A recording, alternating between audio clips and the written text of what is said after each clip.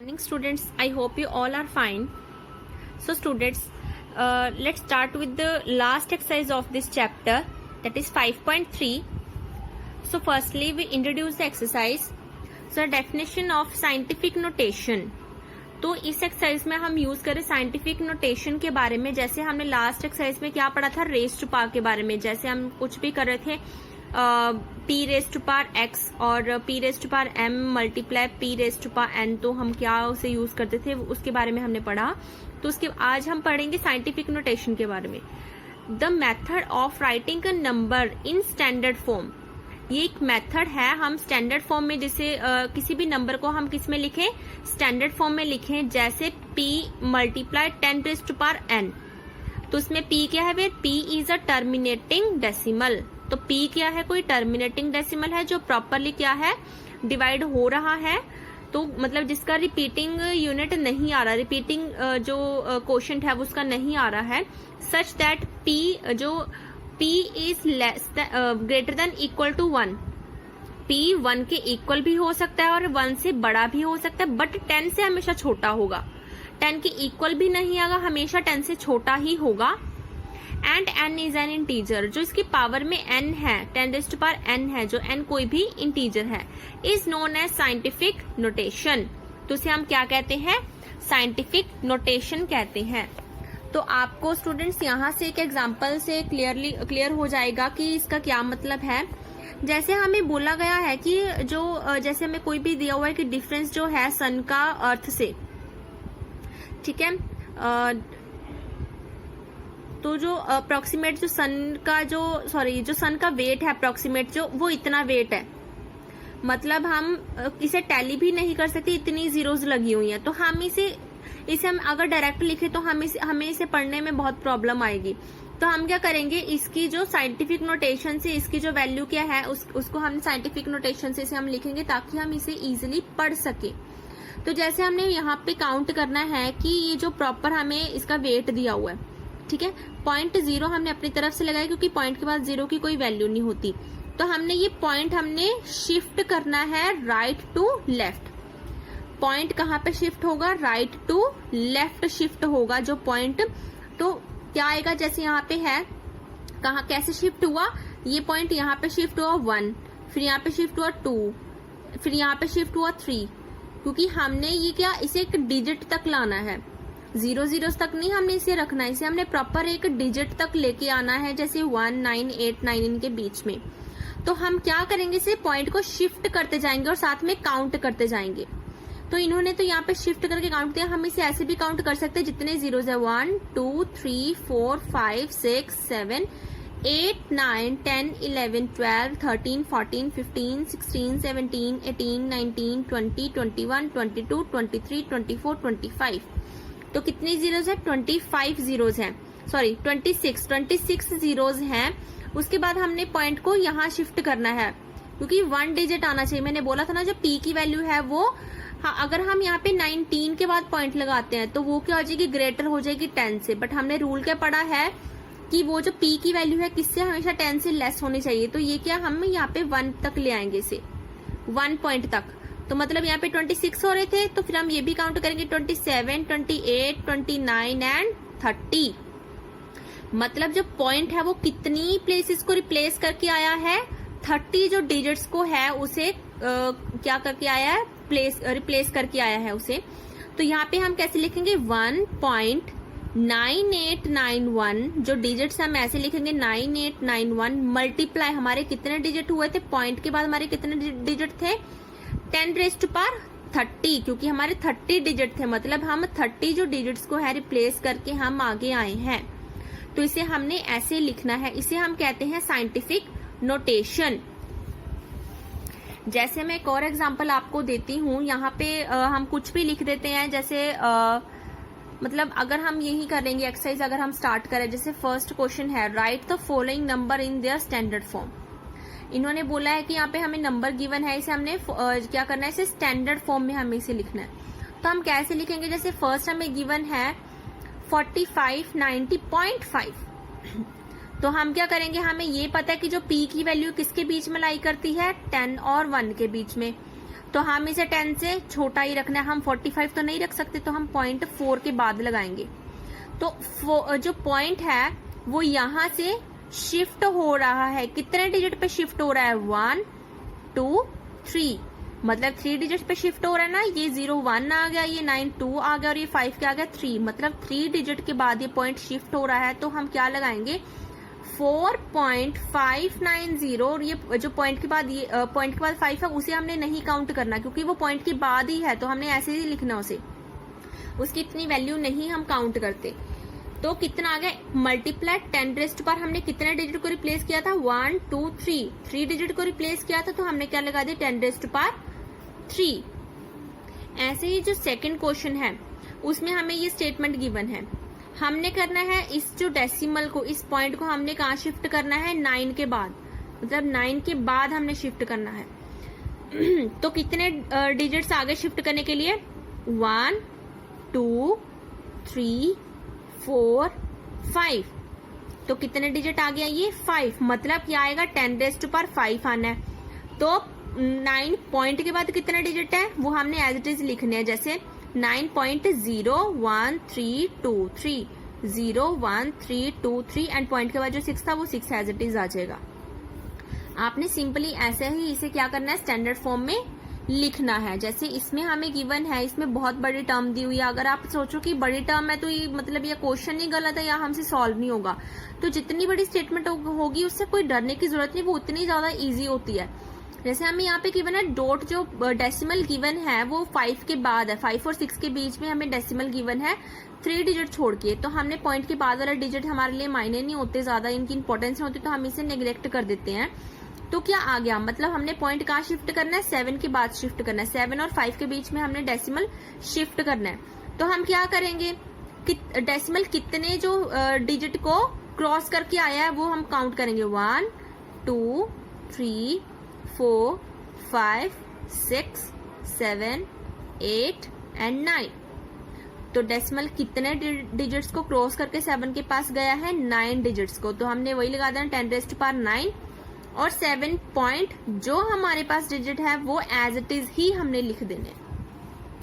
तो second question is the distance between the earth and the moon is this, right the distance in scientific notation.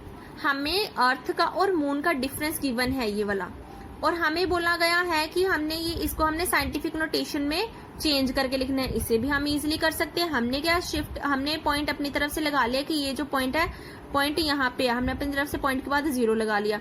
हमने ये point यहाँ से 3 के बाद 3 और 8 के बीच में हमने ये डेसिमल शिफ्ट करना है। तो कितने डिजिट्स को क्रॉस करके जा रहा है वो हम काउंट कर लेंगे 1 2 3 4 5 6 7 एंड 8, मतलब 8 डिजिट्स को क्रॉस करके जा रहे हैं, तो वही लगा दे 10 रेस्ट पर 8, और किसके बाद आ रहा है 3.844, मल्टीप्लाई लगाना है हमने, बीच में कोई और नोटेशन नहीं, कोई और ऑपरेशन नहीं लगाना है, सिर्फ हमने मल्टीप्लाई करना है।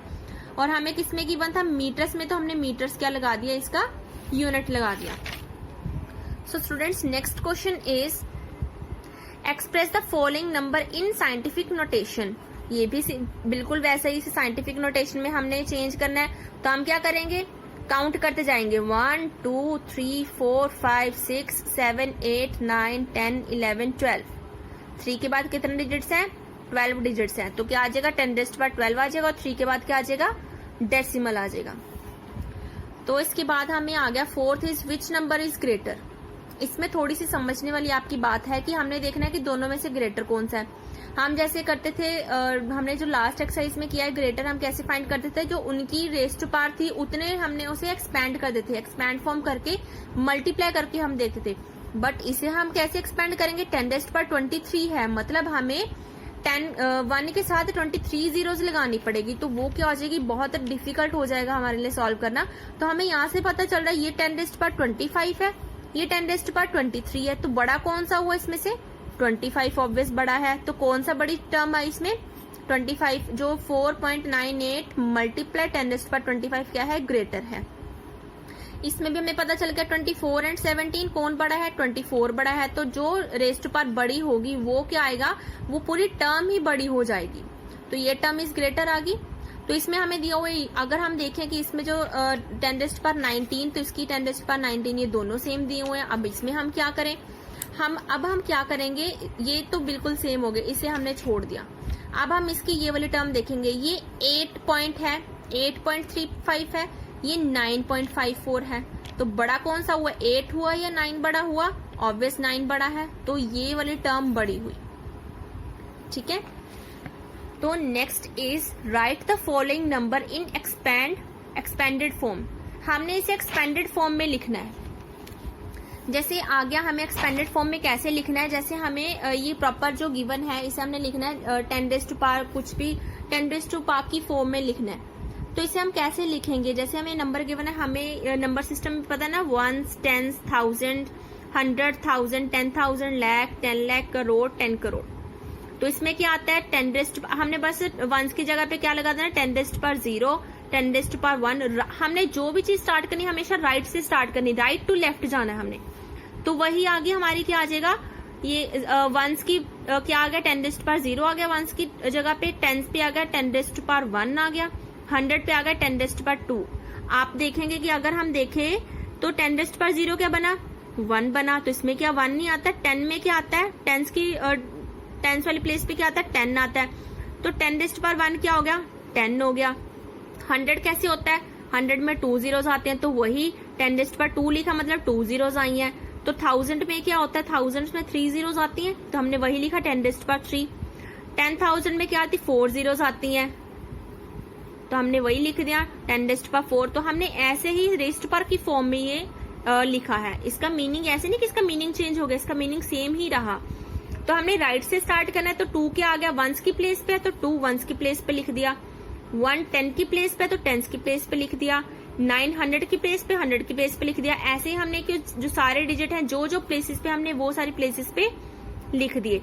अब हमने क्या करना है, इसे एक्सपैंड फॉर्म में कैसे लिखना है, जैसे 5 है, 5 मल्टीप्लाई कौन सी प्लेस पे है, 10 करोड़ की। तो क्या आ गया, 10 करोड़ में कितनी जीरोज लगती हैं, 8 जीरोज लगती है। पर हम इसे पूरा लिख तो नहीं सकते, 5 के साथ 8 0 लगाएं, फिर प्लस 7 के साथ 3 के साथ 7 जीरोज लगाएंगे, ये बहुत बड़ी टर्म हो जाएगी। तो हम क्या करेंगे, 5 मल्टीप्लाई 10⁻8, क्योंकि 5 कौन सी प्लेस पे आ रहा है, 10 करोड़ की प्लेस पे आ रहा है, तो वही आ गया 5 मल्टीप्लाई 10⁻8 प्लस इन दोनों के बीच में मल्टीप्लाई आएगा हमेशा। और क्या हो रहा है, आपस में हम प्लस करके ये इसे लिख सकते हैं ना, प्लस करके हमारे पास ये टर्म आ सकती है। तो हमने क्या दोनों के बीच में लगा दिया प्लस, फिर हमने ये करना है 3 मल्टीप्लाई 10⁻7, फिर प्लस, फिर क्या आ गया 2 मल्टीप्लाई 10⁻6, फिर प्लस, फिर 6 मल्टीप्लाई 10⁻3, फिर प्लस, फिर 4 मल्टीप्लाई 10⁻4। ऐसे हमने लिखते जाना है। ये आगे यहाँ तक लिखा 2 × 10⁻0 ये लिख दिया। तो ये क्या आ गई, सारी क्या आ गई, एक्सपैंड फॉर्म। अगर हम इसे सॉल्व करेंगे तो हमारा यही आंसर आएगा। ऐसे यहाँ पे भी हमने लिख दिया, ये भी सब बिल्कुल सेम करना है, हमने राइट टू लेफ्ट स्टार्ट करना है प्लेस वैल्यू पे। तो नेक्स्ट आ गया हमारा, यहाँ पे एक चीज एड ऑन हो रही है। जैसे हम वहां पे कर रहे थे करोड़ और 10 करोड़ पे, यहाँ पे हमारा जा रहा है 10⁻9, मतलब अरब, अरब पे जा रहा है। ये आ जाता है करोड़, 10 करोड़ के बाद आ जाता है अरब, अरब के बाद आ जाता है 10 अरब। तो बस बाकी सेम है, हमने वैसे ही लिखना है 3 × 10⁻9 प्लस 2 × 10⁸ प्लस 5 × 10⁻7। तो उसके बाद आ गया हमारा right the number formed by following. तो हमें ये गिवन थे, नंबर गिवन थे, हमने इसे एक्सपैंड फॉर्म में लिखा। अब हमें एक्सपैंड फॉर्म में गिवन है, हमें इसे नंबर में लिखना है। तो हम कैसे करेंगे, सेम वैसे जैसे 8 मल्टीप्लाई 10⁸ है, 8 मल्टीप्लाई 10⁸ है, मतलब जीरोस 8 लगनी है, तो हमने 8 जीरोस लगा दी। प्लस, क्योंकि यहाँ पे प्लस था, यहाँ पे भी प्लस आ गया, फिर 6, फिर यहाँ पे मल्टीप्लाई है तो यहाँ पे मल्टीप्लाई लगाया, 10⁻6 है, मतलब जीरोस कितनी लगनी है, 6 जीरोस लगनी है, तो हमने वही लगा दी। ऐसे फिर से प्लस आ गया, फिर 4 आ गया, फिर मल्टीप्लाई 10⁻5 मीन्स 4 मल्टीप्लाई जीरोस कितनी लगनी है, 5 जीरोस लगनी है 1 के साथ, तो हमने वही लगा दी। इसे ऐसे प्रॉपरली लिख दिया सारा। और उसके बाद हमने क्या किया, इसे या तो मतलब इसे एक तो प्लस करना बहुत डिफिकल्ट होगा, तो हम क्या करेंगे, हमने यहाँ से मतलब हमें यहाँ से एक ट्रिक पता चल रही है, हमें पता चल रहा है कि हम इसे कैसे प्लस करेंगे। जैसे 8 कौन सी प्लेस पे आ रहा है, 10⁸8, 8 की प्लेस पे आ रहा है, मतलब 10 करोड़ की प्लेस पे आ रहा है 8, हमने 8 एज इट इज लिख दिया। 8 के बाद कौन सी पावर आनी चाहिए, 10⁻7, बट वो तो मिसिंग है, वो तो है नहीं, तो वहां पे क्या आ जाएगा, 0 आ जाएगा उस प्लेस पे, करोड़ की प्लेस पे।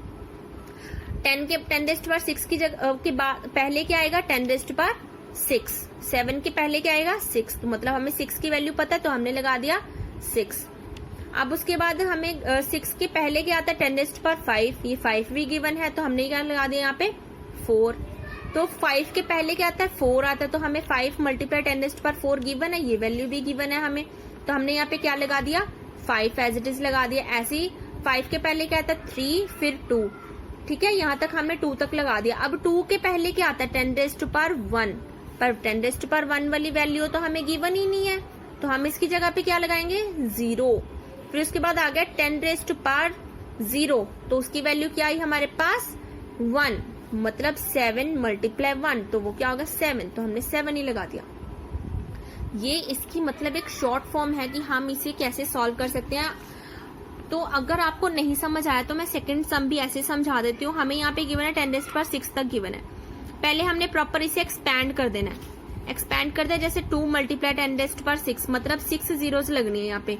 हमने उसी जो जैसे पावर गिवन है हमने वैसे जीरोस को एड ऑन कर दिया और उसे एक्सपैंड कर दिया। तो उसके बाद क्या है हमारे पास, हमने क्या देखा कि जो 6 पे क्या आ रहा है, 10⁻6 कौन सी प्लेस पे आ रहा है, 10 लाख की प्लेस पे आ रहा है, तो मतलब ये 2 लाख है। 2 लाख की प्लेस पे 2 लगा दिया। उसके बाद 10⁻6 से पहले क्या आता है 5, 10⁻5, मतलब इसके बीच में कुछ भी मिसिंग नहीं है, मतलब 7 इसके साथ ही आएगा। उसके बाद 4 के पहले क्या आता है, सॉरी 5 के पहले क्या आता है 4 आता है, तो इसके दोनों के बीच में भी कुछ मिसिंग नहीं है, तो हमने 4 भी एज इट इज लगा देना। 4 से पहले 3 भी आ रहा है हमारे पास, तो 1 भी हमने एज इट इज लगा दिया। तो स्टूडेंट्स आपने ये भी बात ध्यान रखनी है कि हमने जो वैल्यू लिखनी है वो 10 नहीं लिख देनी यहाँ पे, या फिर जो पावर है वो नहीं डायरेक्ट हमने 3 लिख देनी। किसकी वैल्यू है ये, जैसे 1 है यहाँ पे थी 4, यहाँ पे थी 7 एंड यहाँ पे थी 2, हमने यही वैल्यू लिखनी है 2, 7, 4, 1, यहाँ पे 9 आ गया, यहाँ 6 एंड 4, यहाँ पे कुछ मिसिंग न था, यहाँ पे क्या गया 6, 5, 4, 3, 2, 1 एंड 0, कुछ मिसिंग नहीं था, इसलिए हमने इसे प्रॉपर ऐसे साथ साथ ही लिख दिया। तो उसके बाद क्या हमारे पास आ गया, ऐसे ही हमने क्या कर देना है, सारे क्वेश्चंस जो हैं वो सेम ऐसे ही रहेंगे, बिल्कुल हमने वैसे ही लिखना है। जैसे यहाँ पे मैं कोई भी सम उठा के समझा रही हूँ, जैसे 10⁻12 है, हमने प्रॉपर 12 जीरोस लगा ली, यहाँ पे 11 जीरोस लगा दी, यहाँ पे 9 जीरोस लगा दी। अब इसे हमने कैसे लिखना है, ये 12 की प्लेस पे है, हमने पहले क्या लगा दिया 6 लगा दिया, ठीक है 6 लगा दिया हमने, ये 12 की प्लेस पे। उससे 12 से पहले क्या आता है 11 आता है, तो हमने देखना है कि यहाँ पे 11 आ रहा है, हाँ आ रहा है हमारे पास 11, तो हम क्या करेंगे यहाँ का 4 उठा के यहाँ पे लिख देंगे, 4 लिख दिया। 11 से पहले क्या आता है 10⁻10, बट वो तो हमारे पास है नहीं, मिसिंग है वो चीज, तो उसकी जगह पे हमने क्या लगा दिया 0 मेंशन कर दिया। 10 से पहले क्या आता है 9 आता है, फिर 9 की वैल्यू हमें गिवन है 1, हमने 1 लगा दी। 9 से पहले क्या आता है 10⁸8, वो भी मिसिंग है, हमें गिवन नहीं, उसकी जगह पे हमने 0 लगा दिया। फिर 10⁸8 से पहले क्या आता है 7 आता है, तो वो क्या आ गया 10⁻7 आ गया, तो मीन्स क्या आ गया, ये भी हमें वैल्यू गिवन नहीं है, ये भी मिसिंग है, तो इसकी जगह पे भी हमने क्या लगा दिया 0 लगा दिया। उसके बाद 7 से पहले क्या आता है 6, तो 10⁻6 हमने वैल्यू गिवन है, तो वो क्या आ गया, उसकी वैल्यू क्या आ गई 2, तो ये 2 कहाँ पे आया यहाँ पे।